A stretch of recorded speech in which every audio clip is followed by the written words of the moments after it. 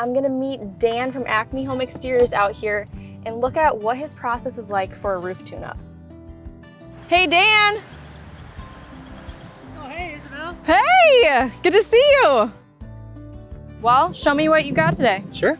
So today we're doing a roof tune-up, and what that means is I'm gonna go with you around the roof. We're looking for maybe little holes, maybe a missing shingle, maybe some sealants that have failed. Is there anything that might be a problem down the road? And that's the idea of what today is, not to do a major repair, but to prevent early replacement. One thing I'm looking at on roofs is the flashing. It tends to be where the leaks happen the most. If you look there, you can actually see into the attic.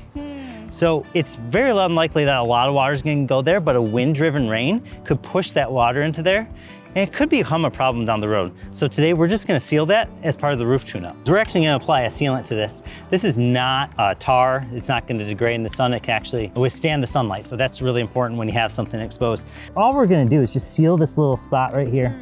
Idea is now water can't drive into there, and that's all we're trying to do. So another thing I kind of take a look at is any holes or punctures in the roof.